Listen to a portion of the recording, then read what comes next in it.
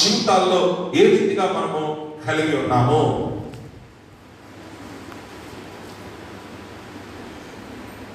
ఒక మంచి నా ఫ్రెండ్ చాలా చక్కని పాట పాడారు, యూట్యూబ్లో వస్తారు. నా బ్రతుకు దినములు అనేటటువంటి పాట అనేది నా బ్రతుకు దినములు నిశ్చయించం. చాలా చక్కని పాట పాడారు.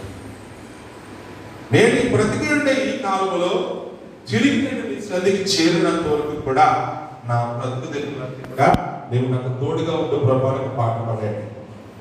ఎందుకు తోడుగా ఉండమని పాడాడు అంటే, ఈ లోకంలో మనకు అనేకమైన పరిస్థితులు ఎదురైనప్పటికీ నా గురి మాత్రము నీవే.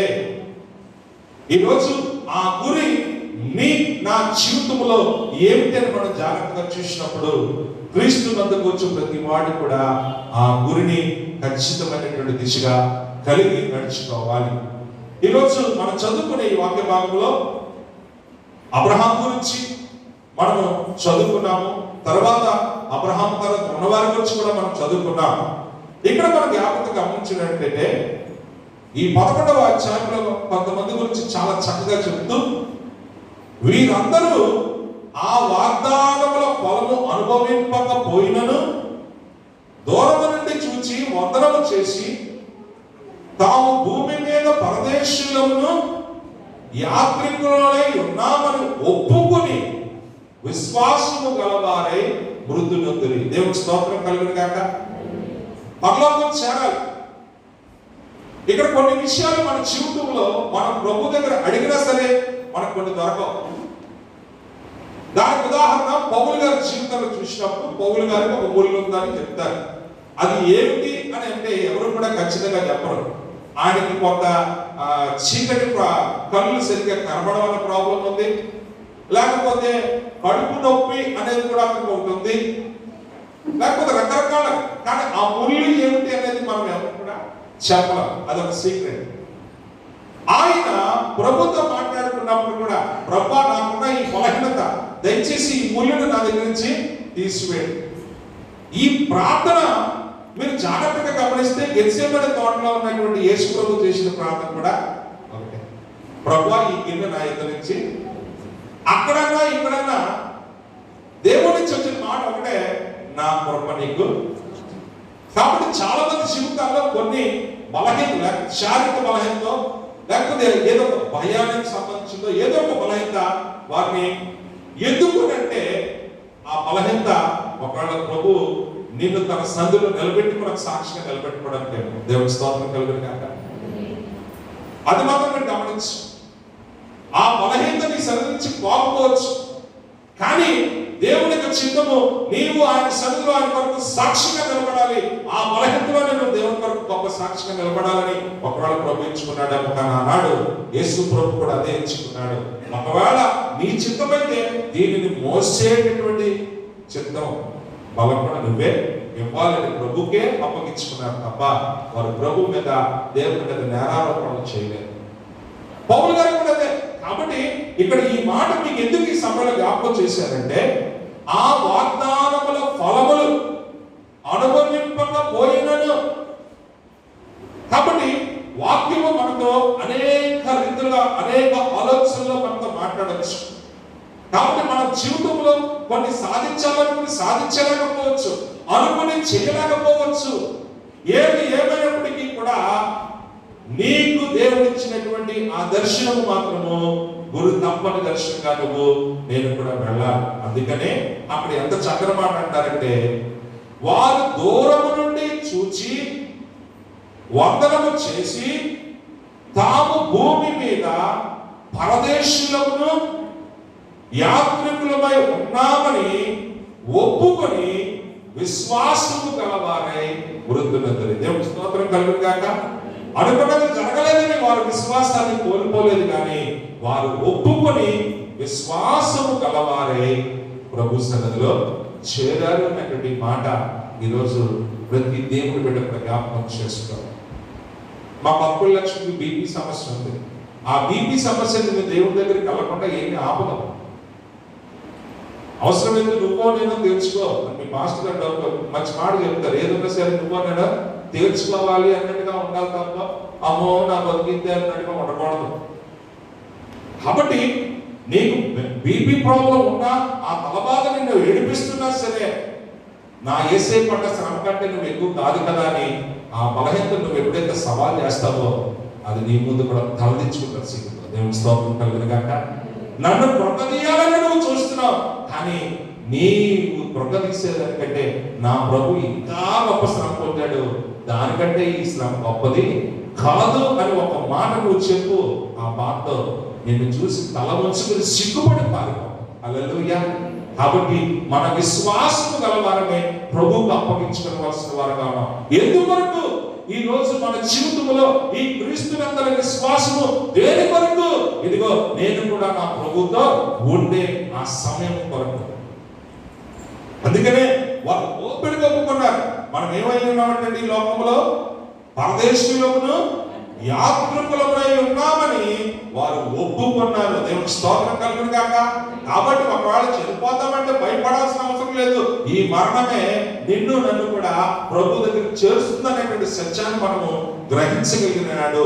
ఒక నిజమైన క్రీస్తునందరి విశ్వాస జీవితాన్ని మనము అనుభవించే వారుగా ఉంటాము. అందుకనే ఇక్కడ ఏమన్నా చూడండి, తర్వాత వచనంలో ఈలాగు చెప్పువారు తమ స్వదేశమును వెతుకుచున్నామని విషదపరచుచున్నారు కారా. దేవునికి స్తోత్రం కలుగును గాక. కాబట్టి ప్రతి క్రైస్తవుడు కూడా క్రీస్తుని కలిగి క్రీస్తుని వెంబడించే ప్రతి క్రైస్తవుడు కూడా ఇది నా దేశం కాదు, నేను నా దేశం వరకు కనిపెడుతూ ఉన్నాను, ఆ దేశంలో చేరని సమయం వరకు నేను కనిపెడుతూ ఉన్నాను అనేటువంటి విషయాన్ని మనము ఖచ్చితంగా ఈ లోకానికి ప్రకటించే సువార్త అనే విషయాన్ని గమనించాలి. ఎందుకు?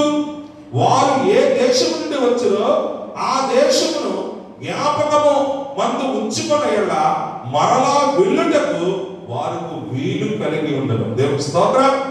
ఏ దేశంలోకి వెళ్లాల్సిన వారు ఉన్నామో ఆ విషయం గ్రహించుండకపోతే అక్కడికి వెళ్ళలేవుగా.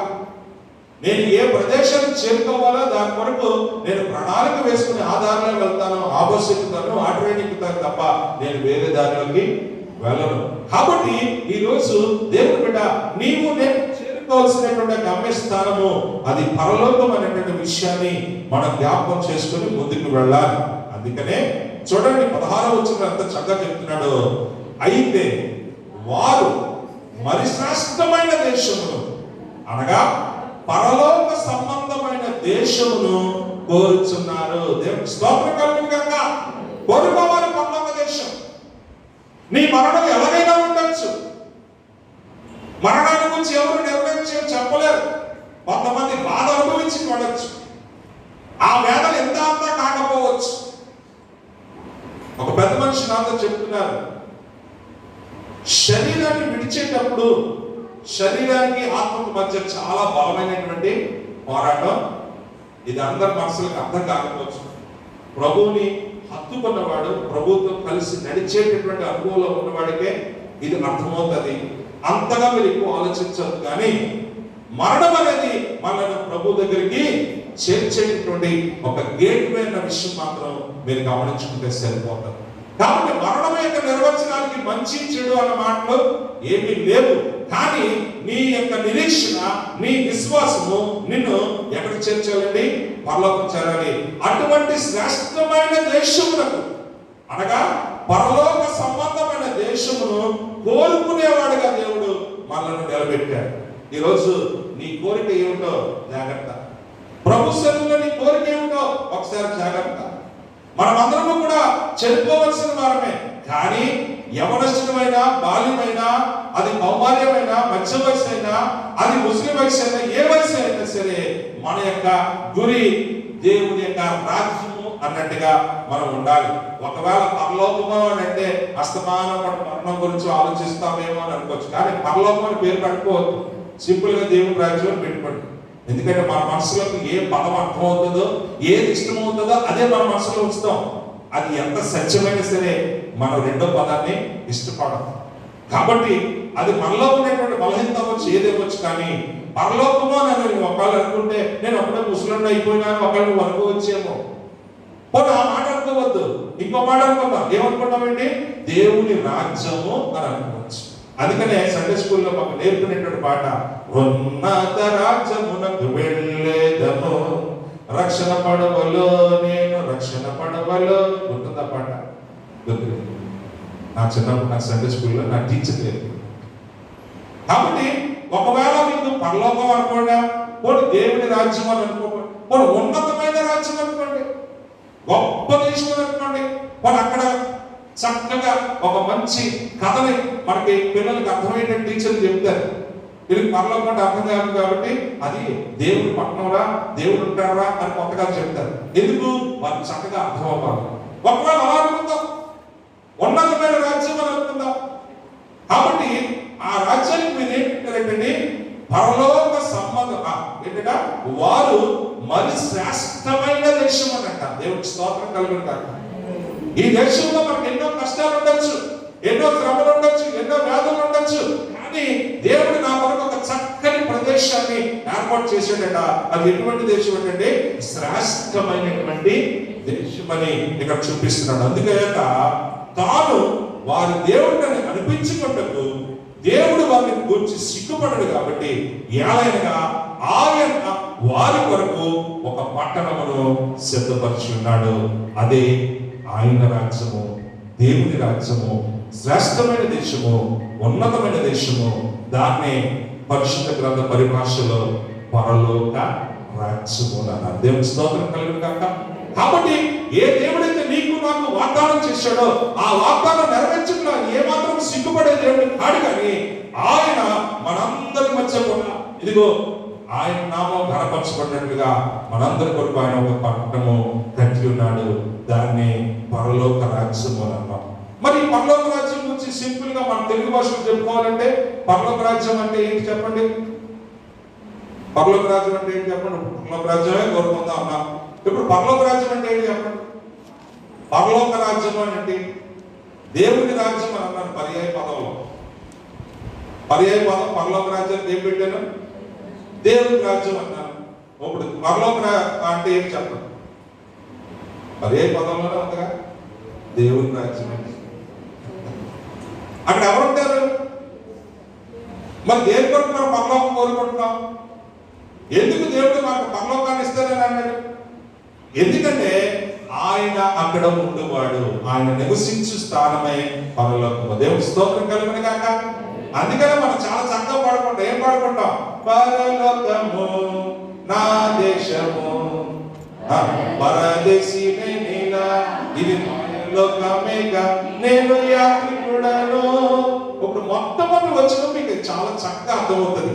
దేవుని రాజ్యం ఎంత బాగుంటదంటే ఎంతో అందమైనది. తర్వాత కూర్చేయండి మీరు. ఎంతో అందమైనది, అసమానమైనది. ఏ దేశం అన్నారు ఇప్పుడు? చూసారా? ఏ పరలోకం అంటే దేవుడు నీకు నాకు ఇస్తానన్నాడు, ఏ పరలోకం అంటే దేవుని రాజ్యం అన్నాడు, ఆ దేవుని రాజ్యం అంటే దేవుని నివాస స్థలం అని అన్నాడు. ఈ రోజు ఆ నివాస స్థలం కొరకు మనం ఏం చేస్తున్నామండి? పరలోకము అది ఇప్పుడు నా దేశము అని, అసమానమైనది నా దేశము. ఆ తర్వాత ఇంకో మాట ఉంది, అచ్చటనే చూచేదాను. ఎవరు ఉంటారంటండి? బాబులు ఉంటారా? దేవుడిని తిరుగుబడి చేసిన వాళ్ళు ఉంటారా? శరీరం వాళ్ళు ఉంటారా? కులుకునే వాళ్ళు ఉంటారా? ఒకడు బాగుపడుతుంటే ఏడ్చే వాళ్ళు ఉంటారా? ఎవరుంటారు? ఎవరండి? దాన్ని దావీదు కీర్తనకారుడు అంటాడు, నీతిమంతుల సభలో పాపులు దానికి ఏమంటారండి? అచ్చటనే చూచెదను పరిశుద్ధు. ఎంత గొప్పతనం ఈరోజు దేవుడు మనకు అనుగ్రహిస్తుంది. అందుకనే ఈ లోకంలో ఉన్నటువంటివన్నీ కూడా, ఈ శ్రమలన్నింటినీ కూడా ఆ పరలోక రాజ్యం చూసి తృణపాయమైనవి ఇవన్నీ మనము ఎన్ని శ్రమలు వచ్చినా, ఎన్ని బాధలు వచ్చినా, ఎన్ని వ్యాధులు వచ్చినా యేసు నామములో కొట్టివేయబడు గాక అనుకుంటూ మనం ముందుకు వెళ్ళిపోతాం. దేవుని స్తోత్రం కలుగును గాక. ఒక గొప్ప విశ్వాసము. మన యవనస్తులు చక్కగా పాడారు, నీలో సమస్తము సాధ్యమే. హల్లెలూయా. నిజమే, ఆయనలో ఉంటే మనకు సమస్తమే సాధ్యం అన్నట్టుగా మన ముందు ఎటువంటి పరిస్థితులు వచ్చినా సరే ధైర్యం ఎదుర్కొని ముందుకు వెళ్ళిపోతున్నాం. ఎందుకంటే ఇవన్నీ కూడా నా దేవుని రాజ్యమునకు చేరకుండా అడ్డుగా ఉండడానికి వీలు లేదు. అటువంటి గొప్ప నివాస స్థలంలో ఎవరు ఉంటారంటే పరిశుద్ధులందరూ ఉంటారు. కాబట్టి ఆ పరిశుద్ధుల గుంపులో నేను కూడా చేరి ముందు నచ్చటాన్నట్టుగా ఈ రోజు మన యొక్క విశ్వాసాన్ని మనం బలపరుచుకున్న వారుగా ఉండాలి. మన లోకంలో ఉన్నటువంటి ఆశలు నెరవేర్చుకుంటూ పోతూ ఉన్నాము. కానీ ఒకవేళ పరలోకమును నువ్వు మరచి, పరలోక దేశమును నువ్వు మరచి ఒకవేళ తిరుగుతూ ఉన్నావేమో, నీవు చేరవలసింది ఆ చోటిగా అనేటువంటి సత్యాన్ని ఈరోజు జ్ఞాపకం చేసుకోవాలి. అందుకనే అనాది కాలంలో దేవుడు తన చేసుకునేటువంటి ఈ సృష్టి పట్ల ఒక బలమైనటువంటి ఉద్దేశాన్ని కలిగి ఉన్నాడనే విషయాన్ని మీకు జ్ఞాపకం చేస్తున్నాను. ఆదికాండము 12వ అధ్యాయము 1వ వచనం చదవండి. ఆదికాండము 12వ అధ్యాయము. యెహోవా చెప్తున్నాడు ఈ మాట, నీవు లేచి నీ దేశము నుండి ఏంటమ్మా నీ బంధువుల యొద్ద నుండి ఏంటమ్మా నీ తండ్రి ఇంటి నుండి కూడా బయలుదేరి నేను నీకు చూపించు దేశమునకు వెళ్ళుము. దేవుని స్తోత్రం. ఓ క్రీస్తు నందకు వచ్చిన దేవుని బిడ్డ, క్రీస్తు యొక్క రక్షణ ఓడలో ప్రవేశించి ఏ దేశమునకు వెళ్ళడానికి నువ్వు ప్రయాణం చేస్తున్నావో ఆ దేశం ఏమిటో తెలుసా? నేను నీకు చూపించే దేశమునకు వెళ్ళు. దేవుని స్తోత్రం. అందుకనే నిర్గమకాండములో ఆ 3వ అధ్యాయములో 8వ వచనాన్ని చదువుకుందాం. నిర్గమకాండము 3వ అధ్యాయము 8వ వచనము. కాబట్టి చదువు చదువు. కాబట్టి ఐగుప్తీయుల చేతిలో నుండి వారిని విడిపించుటకు ఆ దేశంలో నుండి విశాలమైన మంచి దేశములకు అనగా కనానీయులకు, హిత్తీయులకు, అమోరీయులకు, పెరజ్జీయులకు, హివ్వీయులకు, యెబూసీయులకు నివాస స్థానమైన పాలు తేనెలు ప్రవహించు దేశములకు వారిని నడిపించుటకు నేను దిగి వచ్చి ఉన్నాను. దేవుడి స్తోత్రం కలుగును గాక. ప్రియమైన దేవుని ద్వారా దేవుడు నిన్ను నన్ను కూడా ఒంటరిగా నడిపించేట్లే. యోహాను సువార్త 1వ అధ్యాయము 9-12 వచనాల్లో చెప్పబడినట్టు ఆ వాక్యమే శరీరధారి కృపా సత్య సంపూర్ణుడిగా మన మధ్యన నివసించును. మనతో కలిసి నడిచింది ఆ వాక్యం, మనతో కలిసి జీవించింది ఆ వాక్యం, మన శ్రమలను, మన బాధలను, ఇబ్బందులను ఎరిగి ఉన్నది ఆ వాక్యము. ఎవరు ఆ వాక్యము? శరీరధారి అయిన యేసుక్రీస్తు ప్రభువారు. హల్లెలూయా. కాబట్టి ఆయన వచ్చి మనను ఎక్కడ నడిపిస్తున్నాడు ఏంటండి? పాలు తేనెలను ప్రవహించు దేశమునకు నడిపించుటకు నేను దిగి వచ్చింది. దేవుడి స్తోత్రం కలుగును గాక. కాబట్టి నీవు నమ్మినటువంటి ఆ గొప్ప దేవుడు మీ విషయంలో మీ యొక్క విశ్వాసం గురించి ఆయన సిగ్గుపడే స్థితిలో ఉన్నాడు. ఎందుకంటే ఆయన ఎంతకైనా నమ్మదగిన దేవుడు, వాగ్దానం చేసిన వాడు నమ్మదగిన వాడు. కాబట్టి ఆయన వాగ్దానం చేసి ఆయన మన కొరకు దిగి వచ్చి నేను చూపించే దేశంలోకి వెళ్ళు అని ఏ మాట అయితే చెప్పాడో ఆ దేశంలోకి నిన్ను నన్ను కూడా నడిపించుటకు ఆయన ఎంతకైనా సమర్థుడై ఉన్నాడు. దేవుని స్తోత్రం కలుగును గాక. మరి ఈరోజు నీవు ఆయన చూపించు దేశమునకు, ఆ పాలు తేనెలు ప్రవహించు దేశమునకు నువ్వు వెళ్ళడానికి సిద్ధంగా ఉన్నావా? దేవుని బిడ్డ, నీ జీవితంలో నువ్వు చేరుకోవలసినటువంటి గమ్యస్థానము ఆ పరలోక దేశం, ఆ దేవుని రాజ్యము. ఈ విషయాన్ని మనం జ్ఞాపకం చేసుకోవాలి. అందుకనే యేసు ప్రభువారు చాలా చక్కని మాట హెబ్రీయులకు రాసిన పత్రిక 8వ అధ్యాయము 1వ వచనాన్ని మనం జ్ఞాపకం చేసుకుందాం. హెబ్రీయులకు రాసిన పత్రిక 8వ అధ్యాయము 1వ వచనం. మేము సంగతులలోని సారాంశం ఏదనగా మనకు ఇదిగో పాలు తేనెలు ప్రవహించు దేశమునకు నడిపించుటకు ఆయన దిగి వచ్చాడుగా. కాబట్టి దిగి వచ్చి ఏం చేశాడండి? మనలను నడిపించడానికి మనకు అట్టి ప్రధాన యాజకుడు ఉన్నాడు. ఆయన పరిశుద్ధాలయమునకు అనగా మనుష్యుడు కాక ప్రభువే స్థాపించిన నిజమైన గుడారమునకు పరిచారకుడై ఉండి పరలోకమందు మహామహుని సింహాసనమునకు కుడి పార్శ్వమున ఆసీనుడయ్యను. దేవుని స్తోత్రం కలుగును గాక. కాబట్టి ఏ దేశములో వెళ్ళమన్నాడు, ఆ దేశంలో ఏముంటదంటే పాలు దేవులు ప్రవహించే దేశమంట. ఆ దేశములకు నడిపించు వాడైనటువంటి యేసుక్రీస్తు అనే ప్రధాన యాజకుడిని.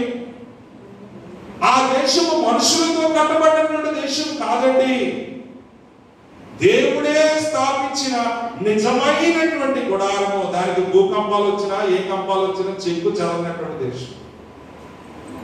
అసలు ఈ ప్రపంచంతోనే సంబంధం లేనటువంటి దేశం. అటువంటి దేశమును అనగా అటువంటి నిజమైన గుడారములకు నిన్ను నన్ను నడిపించేటటువంటి, నీ కొరకు నా కొరకు శ్రమలు అనుభవించి ఏ పాపమైతే నీకు నాకు దేవునికి మధ్య అడ్డుగోడగా ఉందో ఆ అడ్డుగోడగా పడగొట్టి నిన్ను ప్రభు దగ్గరికి నడిపించే ఒక ప్రధాన యాజకుడిగా యేసుక్రీస్తు ఈ లోకానికి వచ్చాడు.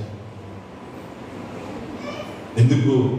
దేవుడే స్థాపించిన ఆ నిజమైన నివాసమునకు నిన్ను నన్ను కూడా చేర్చు. అందుకనే మత్తయి సువార్త 4:17 అంటారు, అప్పటి నుండి యేసు పరలోక రాజ్యము సమీపించినది, మీరు మారు మనసు పొందండి అని సువార్త ప్రకటించారు. దేవుని రాజ్యమును గురించిన విషయాలు, దేవుని మార్గములో అది ఇరుకైనది అయినప్పటికీ కూడా ఇరుకు ద్వారమును ప్రవేశించడి మార్గముగా ప్రభువు వద్దకు చేరుకుంటాం. అందుకనే యోహాను సువార్త 3:3 చెప్పబడుతూ ఉంది. యేసు ప్రభు అంటాడు, పరలోకము నుండి వచ్చినటువంటి వాడు అందరికీ పైగా ఉంది.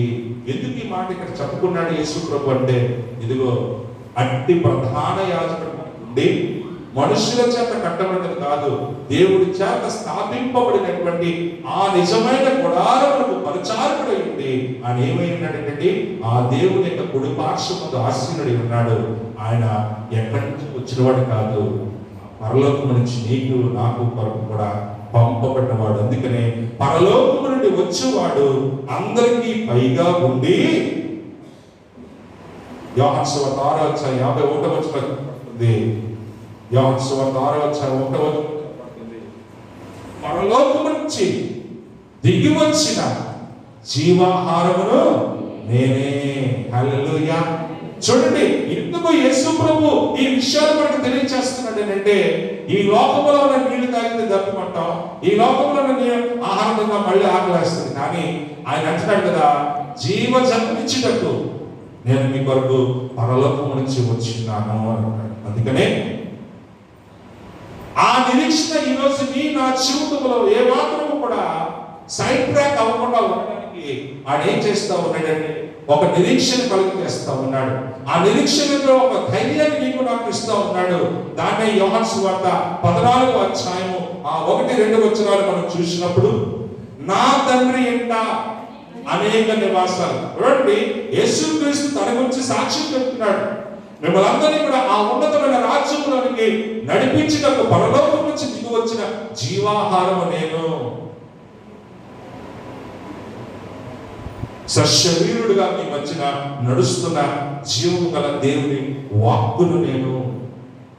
అందుకనే ఆయన తన గురించి ధైర్యంగా చెప్తున్నాడు, నా తండ్రి ఇంట అనేక నివాసములు కలవు, నేను వెళ్ళి మీకు స్థలము సిద్ధపరచినట్లా. మళ్ళీ ఏమంటాడండి, నేను ఉండు స్థలములో మీరును ఉండులాగునా నేను మరలా వచ్చి నేను మిమ్మల్ని తీసుకున్నాను. ఇక్కడ జాగ్రత్త మీరు గమనించాలి. నా తండ్రి ఇంట నేను ఉండు స్థలములో మనము కూడా ఉండునట్లుగా. ఏమిటా స్థలం అంటే అతి పరిశుద్ధమైన స్థలము, దేవుని ఇంట పంచం. దీనికి ఒక చిన్న ఉదాహరణ కూడా యేసు ప్రభు గారు చూపించారు. లోకాసు వార్త 16:22 అక్కడ చాలా చక్కని మాట, ధనవంతుడు లాజరు కథను మనకు చూపిస్తా ఉన్నారు.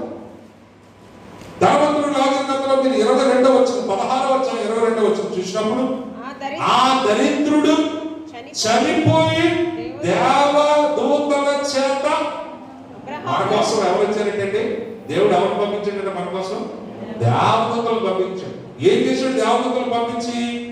అబ్రహాము రొమ్మున ఆనుకొనుటకు కొనుకోబడిన కనకమా, ఎల్లబెల్లి కనకమా. అర్థమైందా? దేవుడు మనకి ఏం చేసుకుంటాడంటే మనందరినీ కూడా మనము ఈ శరీరం విడిచిపెట్టిన తర్వాతగా ఏమంటే దేవదూతలను మన కొరకు పంపించి మనల్ని ఎక్కడ ఉంచడానికి తీసుకెళ్ళాడండి? అబ్రహాము రొమ్మున ఆనుకునేటట్టుగా చేయడానికి తీసుకెళ్ళాడు. ఆయన ఎక్కడ అదో పాతాళాలను విడిచిపెట్టే దేవుడు కాదు. అందుకని మా బావలకు చక్కని పాట రాశారు. నా యేసు రాజ్యము అందమైన రాజ్యము, అందులో నేను నివసింతును. ఎంత గొప్ప పాట పాడుకుంటారు.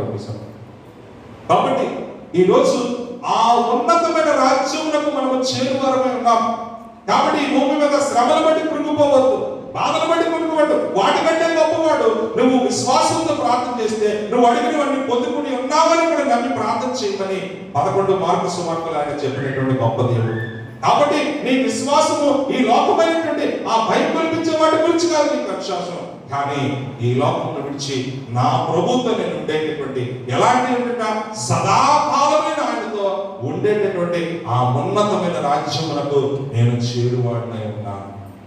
అటువంటి నిరీక్షణ ప్రియమైన దేవుని సంగమా మనము కలిగి ఉన్నప్పుడు దారి ఎంత దూరమైనా, మార్గం ఎంత కష్టమైనా ముందుకే సాగెదన్, యేసుతో నడిచెదన్, వెనుకకే తిరిగి చూడడం. నిజమే, మా నొప్పులు, నడుము నొప్పులు, దారి చుట్టూ దూరం, బాబు అక్కడి నుంచి ఇక్కడ రావడానికి టైట్గా ఉంది, కానీ ముందుకే సాగుతాను, యేసుతోనే నడుస్తాను, వెనక్కి తిరిగి.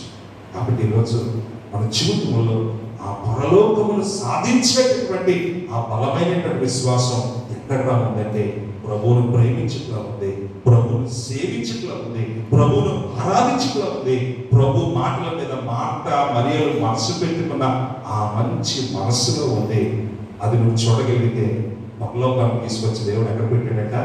నీ ముందే పెట్టాడట. సత్యాన్ని జ్ఞాపకం చేసుకున్నాను. కాబట్టి దేవుడు వెళ్ళరా, పరలోకము మన గురి ఉన్నది. ఆ పరలోక రాజ్యము చేరట దేవుడు నీకు నాకు ఇచ్చిన ధన్యత. భయపడద్దు, అది కష్టమైనా అది ఇరుకైనా నిన్ను ఆ దేశంలో నడిపించినట్టు ఆయనే దిగి వచ్చి నీకు తోడుగా అయిన ఇమ్మానుయేలు దేవుడిగా ఉన్న దేవుడు. ఆ పరలోకాన్ని చేరుకుందాం. ఆ పరలోక ప్రయాణంలో మన మధ్య ఎన్నో వచ్చినా సరే, వాగ్దాన ఫలములు అనుభవించకపోయినా సరే ఏం చేశారండి? వారు ఒప్పుకున్న వారే విశ్వాసముతో వారు వృద్ధి పొందిరి. ఎందుకంటే ఈ లోకంలో మనం యాత్రికులము, పరదేశులమైన మన కొరకు దేవుడు ఉన్నతమైన స్థలమును సిద్ధపరుచున్నాడు, శ్రేష్టమైన దేశంలో సిద్ధపరుచున్నాడు. నేను నిత్యము ప్రభువుతో ఉండేటటువంటి ఆ దేశంలో నా కొరకు సిద్ధపరుచున్నాడు. ఇదిగో ఆ దేవుని యొక్క సింహాసనం మీద కుడి పార్శ్వమున ఆశ్రయించినటువంటి ఆ యేసును చూసే ఆ ఉన్నతమైన స్థలము. ఇదిగో యేసు ప్రభు చెప్పాడు కదా, నేను ఉండు స్థలములో మీరు కూడా ఉండునట్టు అని యేసయ్య చెప్పిన ఆ ఉన్నతమైన స్థలంలో మనం నిలబడతాం. అటువంటి కృప దేవుడు మనందరికీ కూడా అనుగ్రహించును కాక. ఆమె తల నుంచి ప్రార్థన చేసుకుందాం. పరిశుద్ధుడా, ప్రేమ కలిగిన మా తండ్రి, నా యేసయ్య నీకు వందనాలు చెల్లిస్తున్నాను. ప్రభా, ఈ సమయం ముందు పరలోకమును గురిపెట్టుకుని నాయన ముందుకు వెళ్ళే ఒక బలమైన ఆత్మ అభిషేకంతో నింపబడ్డానికి విశ్వాసమందు వీరులుగా, ప్రార్థన ఎందుకు పోరాడే యోధులుగా, స్వార్థ కొరకు నాయన ప్రభా కాళ్ళు అరిగిపోయినా సరే దేవ పరిగెట్టేటటువంటి నాయన యోధులుగా, అన్ని అపవాది తంత్రములు నాయన మా మీద బలంగా ప్రయత్నం చేసినా సరే వాటి ఎదిరించే శక్తివంతులుగా ఆయన నా ప్రియ నీ దిన సంఘం, నీవు స్వార్థమిచ్చి కొనుక్కున్న సంఘం దేవాలయ దాసుడు ప్రార్థిస్తాను. సభ్యులందరినీ కూడా నాయన ఆదిత్య బలపరిచాను.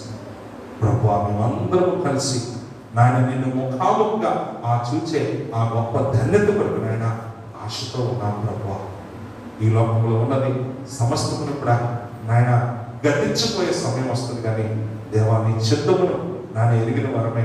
ఆనాడు అబ్రహాము నీతో వచ్చారు నాయన, నువ్వు చెప్పింది అబ్రహాం ఎలాగైతే పాటించాడు నాయన, మేము కూడా నీవు చూపించే ఆ ఉన్నత రాజ్యములకు చేరుకునే ధన్యతలోనే మమ్మల్ని నడిపించమని వేడుకుంటూ విత్తబడిన వాక్యము వారి హృదయాల్లో నిరంతరంగా ఫలింపచేయమని నీ రాకడకు నాయన ఎదురు చూచే వధువు సంఘముగా మెలకు కలిగిన సంఘముగా నాయన నీ ప్రియ సంఘమును నాయన నీ సందులో జ్ఞాపకం చేసుకోమని యేసు నామముని ప్రార్థించిన తండ్రి ఆమేన్. దేవుని స్తోత్రం కలుగును గాక. మనందరం